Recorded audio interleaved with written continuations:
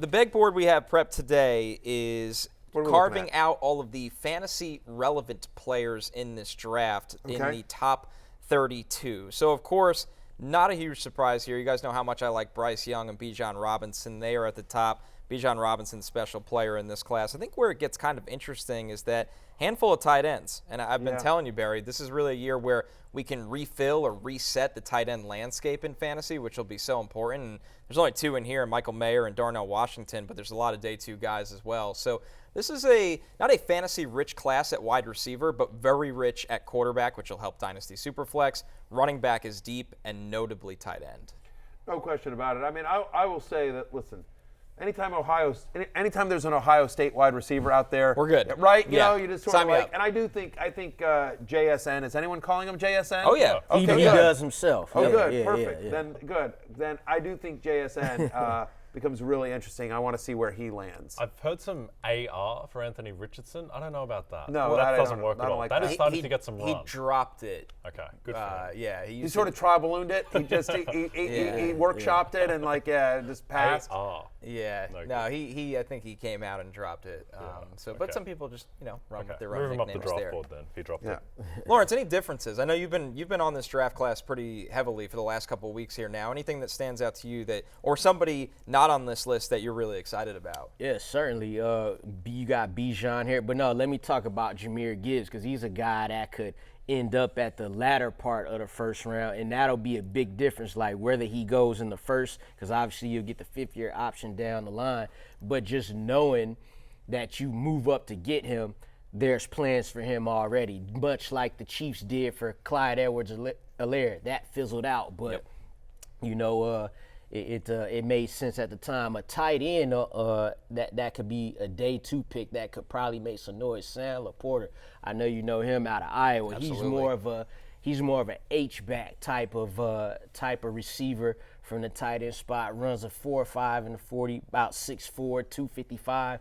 He's a guy that's like, man, who should I compare him to? He's not much like he's closer to Kyle Pitts than he is to Darnell Washington. I'll put it like that. Yeah, you're not going to let him live on the line of scrimmage. Right. And there's you want to move him across the line of scrimmage. Yeah, Dalton Kincaid is closer like to what that. we hope Kyle Pitts should be, not closer to how they currently use Kyle Pitts. Closer to what he was like sometimes his rookie year. Right. Yeah, you get the drift. What he was like at Florida, right? Yeah. Okay, got it. I've got one for you, Connor. Yeah, please. So Bichon Robinson is the most compelling fantasy guy on this list, clearly. Say that Bichon goes to a team where he is clearly the guy. So not Dallas. Yeah, so a team like the Bengals. Is he going like top 7 in drafts? Yeah. You take him over like Jonathan Taylor. I think it'll be. It's a conversation. It'll be a 100%. conversation. Yeah. I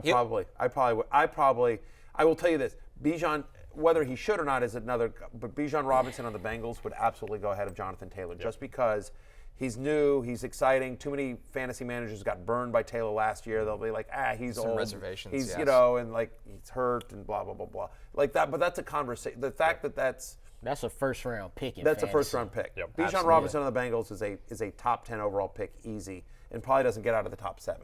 Yep. I agree. I think that's where we're going to be with him, and I really wonder how high can Gibbs go because, like you said, Lawrence, Yeah, it'll if be Gibbs interesting. if he goes to a tailor-made spot, he'll be highly coveted. Not first round, but somebody that you look at and go, man, he can have a big Because time. it's But like if he goes to the Chiefs, like if he, What the does that Chiefs, do for him? right? This right, will again, be as you that mentioned, one will be for real. Right? No, but right. CEH has been disappointing so far. Jerick McKinnon hasn't, is not on the team. It's just Pacheco. So they've got Pacheco, but do they? Andy Reid traditionally is, or at least more recently, liked multiple running backs. So that becomes interesting. Does Gibbs go to the Bills? I know dangerous there too. I mean, I know they Bills, got Dolphins, Damian Chiefs. Harris, but Yeah. Damian Harris is interesting on the Bills too. Like as we're talking, sort of love-hate. But anyway, I just who knows how they view him? They might view him as depth. On a tight end, Connor, because it's such a barren position after you get past Kelsey, Andrews, the idea of Pitts, Kittle, and those type of guys, Hawkinson, Michael Mayer and Darnell Washington, are they like right behind maybe even Darren Waller on the Giants you could put up in that kind of 5-6 range? If they're on the right team, can they be that relevant? I say no for Washington because he will block so much, and he's just a weapon as that blocker. But for Mayer, and I'll even throw another name, Dalton Kincaid out of Utah in this, they are such reliable pass catchers in that 8 to 15-yard range and in the red zone that, yes, those two will be household names in the tight end fantasy landscape for the next 5 years because of how pro-ready they are as pass catchers. Yeah, I mean, it depends on the offense.